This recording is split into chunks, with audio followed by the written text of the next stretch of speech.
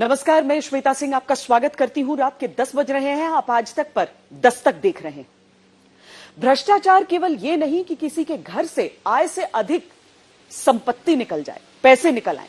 भ्रष्टाचार यह भी तो है कि कोई काम अपने निर्धारित समय में न किया जाए। 5 साल तक सरकारी नौकरियों की भर्ती नहीं निकलती है अगर, और आयु सीमा के नाम पर युवाओं को रिजेक्ट कर दिया जाता है, अपने आप में यह भी तो एक भ्रष्टाचार ही है। तो आज तक दस्तक देता है उन सरकारों के खिलाफ जो कि ओवर एज होने के नाते भ्रष्टाचारी नीतियों में उलझाकर ऐसे युवाओं को नौकरी नहीं देते हैं। होता यह है कि कोई बेटी अपनी नौकरी के इंतजार में ब्याह कर ससुराल भेज दी जाती है, या फिर कोई लड़का नौकरी की आस लगाए लगाए आखिरकार अपने योग्यता से नीचे की नौकरी करने पर मजबूर हो जाता है। तो आज हम ऐसी ही सरकारी नीतियों के खिलाफ दस्तक देंगे और मिसाल के तौर पर आपको मध्य प्रदेश का यह मामला दिखाएंगे। 7 सितंबर को देश की वित्त मंत्री ने एक बड़ा बयान दिया। कहा कि रोजगार देना प्राथमिकता है, फिलहाल महंगाई कंट्रोल करना नहीं। Of course, some are red-lettered and some others may not be. And the red-lettered ones would be definitely jobs, equitable wealth distribution, and making sure that India is still moving on the path of growth. In that sense, inflation is not red-lettered. I hope it doesn't surprise many of you all. We have shown that in the last couple of months, we were able to bring it under some manageable levels. Dastak देता सवाल है, क्या महंगाई और रोजगार दोनों पर एक साथ कंट्रोल करना हर सरकार की प्राथमिकता नहीं होना चाहिए? जबकि देश में खुदरा महंगाई दर भी बढ़कर 7% हो गई हो और देश में बेरोजगारी 8.3% की दर के साथ 1 साल के उच्च स्तर पर हो। राजनीति जब आपको टी शर्ट की कीमत और संघ की हाफ पैंट में आग लगाकर सियासी गर्मा गर्मी में उलझाती है, तब किसी पुष्पलता हिरवार जैसी बेरोजगार बेटी की कहानी छिप जाती है। 2017 में निकली थी, 2017 से अभी तक हो गया है, किसी भी प्रकार की कोई वैकेंसी नहीं आई है।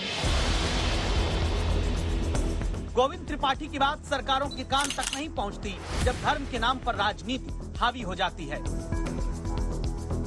इंतजार करते करते आज ये 2022 आ गया और साथ में मेरी भी एज 33 क्रॉस करने वाली है। सरकारें या तो भर्तियां लटकाती हैं या भ्रष्टाचार से सरकारी भर्तियां अटक जाती हैं।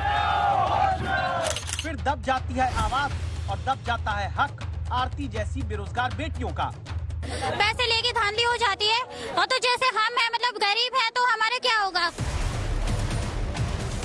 कैसे कहें, किससे कहें, कौन सुनेगा? ऐसे सवालों की मोड़ पर बेरोजगार और बेरोजगारों के मुद्दे छूट जाते हैं। इसीलिए आज तक देता है देश के बेरोजगारों के हक की दस्तक। सब इंस्पेक्टर की तैयारी कर रहे हैं। अब आप अपनी टीवी स्क्रीन पर आज तक संवाददाता रवीश पाल सिंह को देख रहे हैं, जो मध्य प्रदेश की बेरोजगार बेटी पुष्पलता समेत लाखों बेरोजगारों के हक की आवाज सरकार के कान तक पहुंचाने के लिए ये रिपोर्ट लाए हैं। वो बेटियां युवावस्था में ही मध्य प्रदेश में सब इंस्पेक्टर की भर्ती के लिए तैयारी शुरू करती हैं, लेकिन सरकारी नौकरी देने के नाम पर सरकारी सुस्ती का नतीजा देखिए। मध्य प्रदेश में जो बेरोजगार अपनी युवावस्था में जल्द अपनी आयु के साथ नौकरी की चाहत रखते हैं, उन्हें सरकारी भर्ती ही निकालने में इतना लटका दिया गया कि माथे पर सिंदूर, गले में मंगलसूत्र और परिवार की जिम्मेदारियां बेरोजगार पुष्पा के कंधे पर बढ़ गई। लेकिन मध्य प्रदेश में सब इंस्पेक्टर की भर्ती नहीं निकल पाई। वैकेंसी तो काफी टाइम से निकल नहीं रही है, और इसके बाद मतलब पहली बात तो घर वाले इतना टाइम नहीं देंगे। बहुत समस्या विकराल ऐसी है कि बहुत कुछ सब लोगों को मना के आ पाए हैं, जैसे तैसे यहाँ पे आ पाए हैं। तो अब ये है कि प्लस उसमें एज का है कि एज इतने टाइम से है, ज्यादा टाइम भी नहीं है, और कुछ वैकेंसियों का भी कुछ पता नहीं चल रहा कि कब तक आना है, का कैसा है, कुछ भी समझ में नहीं आ रहा। मध्य प्रदेश में लाखों युवा 2017 से सब इंस्पेक्टर भर्ती शुरू होने का इंतजार कर रहे हैं। 9 साल में सिर्फ 2862 पदों पर भर्ती निकली। 3400 पद सब इंस्पेक्टर के खाली पड़े। 5 साल में एक बार भी इनका भर्ती इम्तिहान छोड़िए प्रक्रिया शुरू करने का नाम तक नहीं लिया गया। नतीजा यह है कि पीछे दुनिया का नक्शा लगाकर जिंदगी की चुनौतियों का भूगोल बदलने की मंशा के साथ एक नौकरी पाकर जीवन का गणित सुधारने की इच्छा लिए लाखों बेरोजगार मध्य प्रदेश में हताश हो रहे हैं, ओवर एज हुए जा रहे हैं। 2017 में निकली थी, 2017 से अभी तक हो गया है, किसी भी प्रकार की कोई वैकेंसी नहीं आई है। 2017 से पूरा हो गया। तो क्या आप मतलब अपना मन मार करके बाकी परीक्षाओं की तैयारी कर रही हैं? हाँ, मन ही मार के है, बाकी सपना तो पूरा MPSI का ही है।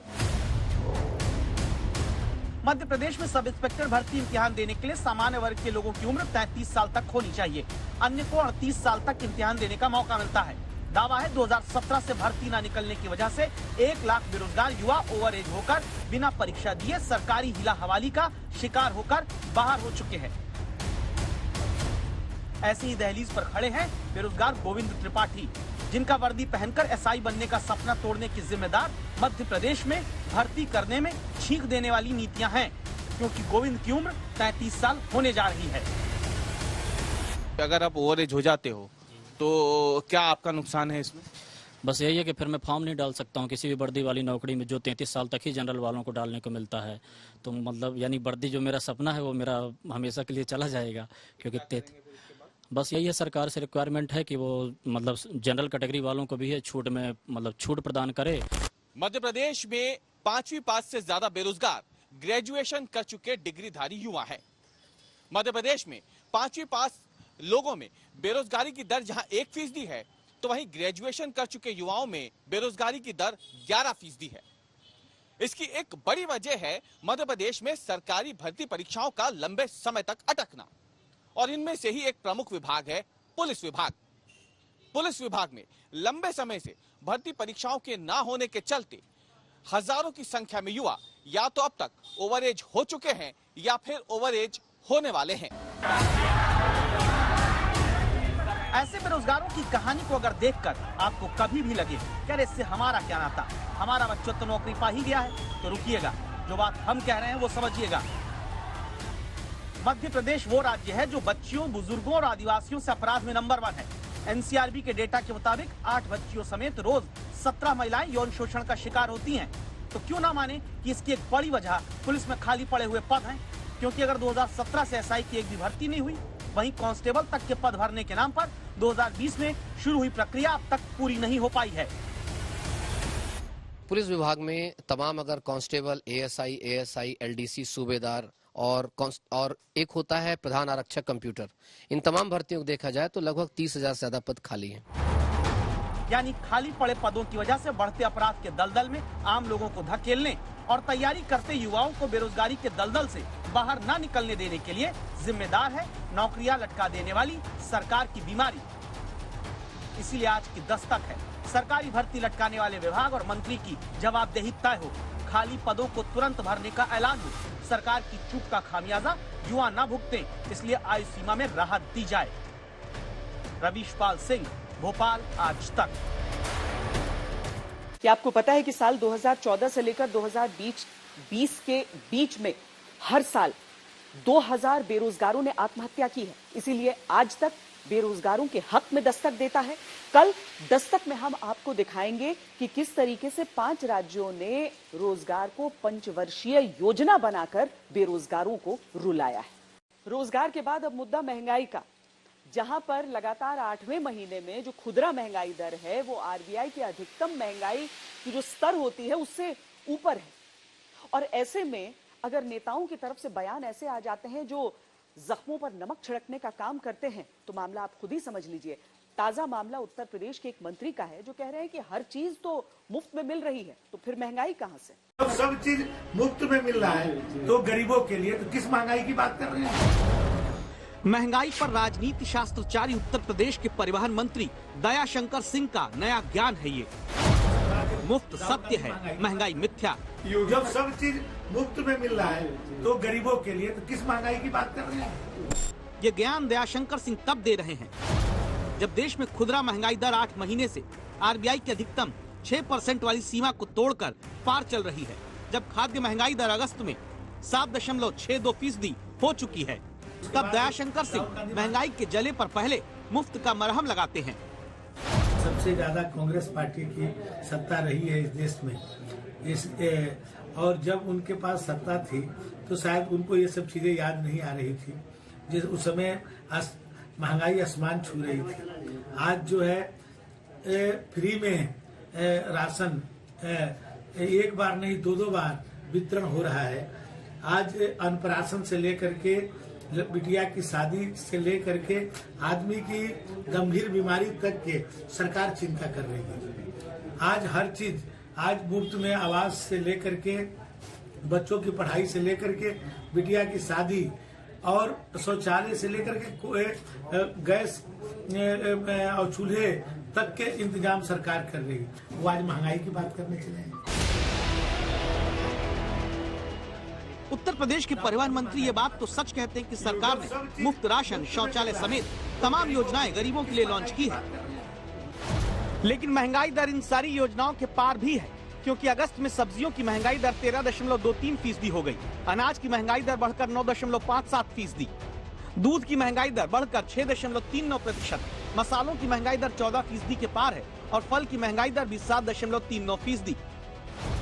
अब सब कुछ तो मुफ्त में सबको मिल नहीं रहा, लेकिन मंत्री दयाशंकर सिंह तो कह चुके हैं इस युग में आज मोदी हैं तो आज जो है पूरे दुनिया को, माने कोरोना में आज जो है टीका बना करके अपने भारतवर्ष के लोगों को सुरक्षित रखते हुए दुनिया को मदद करने का काम आज मोदी जी कर रहे हैं। कोई नौकरी छूट जाए, किसी का रोजगार बंद हो जाए, फिर भी उसके घर में एक दिन भी ऐसा नहीं हो कि उसका चूल्हा न जला हो, कोई एक व्यक्ति भूखा ना रहा इस देश में।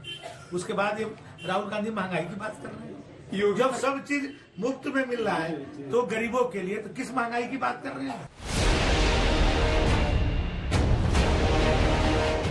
वैसे जो मदद सरकार जन कल्याण और गरीब कल्याण के नाम पर करती है, उसे जनता के ही पैसे से जनता को ही देकर मुफ्त बताने वाले मंत्री दयाशंकर सिंह पहले राजनेता नहीं।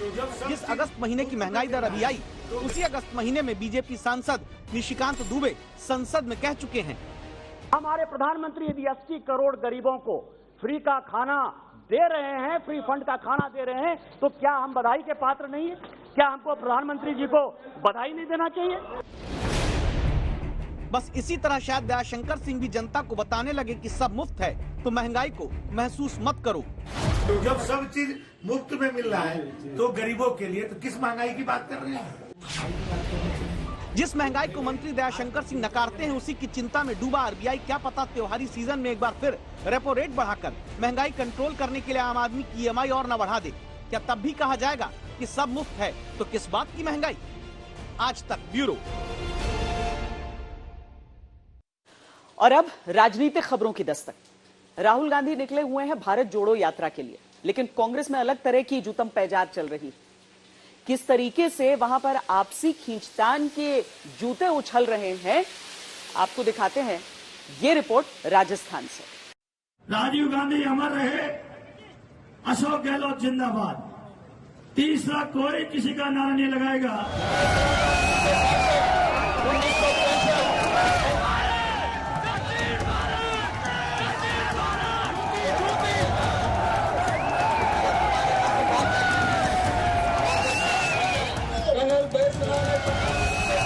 भारत जोड़ो यात्रा करते राहुल गांधी की पार्टी के शासन वाले राजस्थान की यह हालत है। हाथ में जूते चप्पल लिए लोग मंच की तरफ दिखाकर लहराते हैं, जहां मंच पर राजस्थान के खेल मंत्री अशोक चांदना सीएम गहलोत का संदेश पढ़ते दिखते हैं। तभी पायलट चिल्लाती भीड़ दिखती है और राजस्थान के खेल मंत्री की तरफ जूता चप्पल फेंका जाने लगता है। हालांकि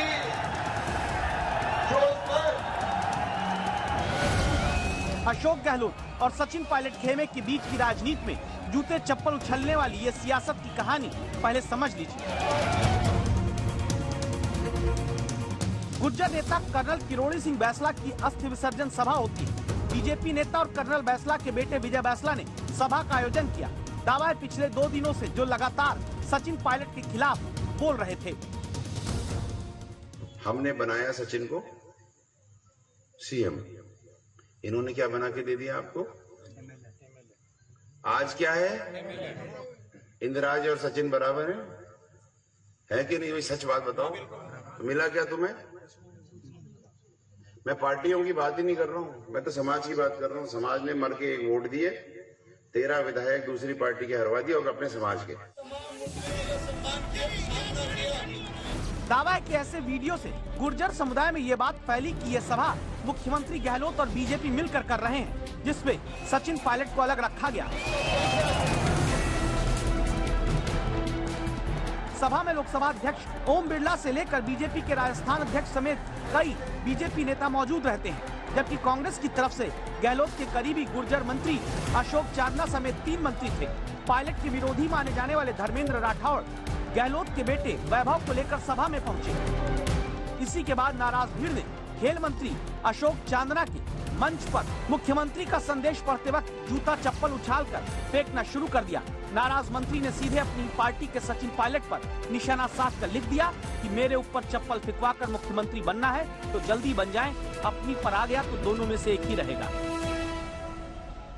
राजस्थान के मुख्यमंत्री अशोक गहलोत के कांग्रेस के राष्ट्रीय अध्यक्ष बनने के अटकलों के बीच सचिन पायलट के लिए राजस्थान के मुख्यमंत्री पद की मांग जोर पकड़ने लगी है। इस बीच मंत्री अशोक चांदना पर जिस तरह से जूते फेंके गए हैं, पायलट खेमा इसे साजिश बता रहा है, तो गहलोत खेमा इसे पायलट समर्थकों का उत्पात बता रहा है। जो लोग निरंतर उनके नारे लगा रहे थे, जो लोग उनके नाम से उड़दंग कर रहे थे, और उन्हीं लोगों ने ये काम किया है।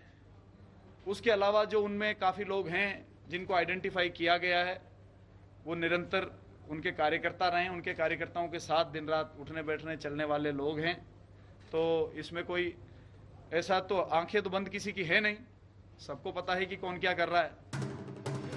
इस बीच मुख्यमंत्री अशोक गहलोत की सभाओं में विधायकों से अब घोषणा करवाई जा रही है कि गहलोत जिंदाबाद के ही नारे लगाने हैं। पायलट का नाम लिए बिना कहा जा रहा है कि किसी और का नारा लगाया तो पुलिस पकड़ ले जाएगी।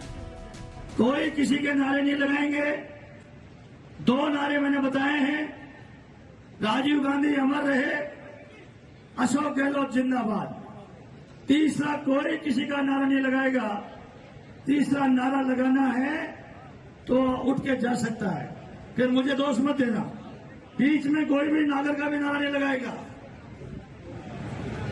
अगर किसी ने नारा लगा दिया पुलिस वाले उठा ले जाएंगे, बंद कर देंगे, सरकारी केस लग जाएगा। केवल आपको ताली बजानी है, ताली बजानी है। राजस्थान में खिंची इन्हीं सियासी तलवारों के बीच पायलट खेमा इसे बदनाम करने की विरोधी साजिश कहता है, और गहलोत खेमा जूता चप्पल कांड की रिपोर्ट दिल्ली भेज चुका है। शरद कुमार, जयपुर, आज तक। अभी के लिए दस्तक में इतना ही। देश और दुनिया की बाकी खबरों के लिए आप देखते रहिए आज तक। आज तक HD, सबसे तेज, सबसे ज्यादा।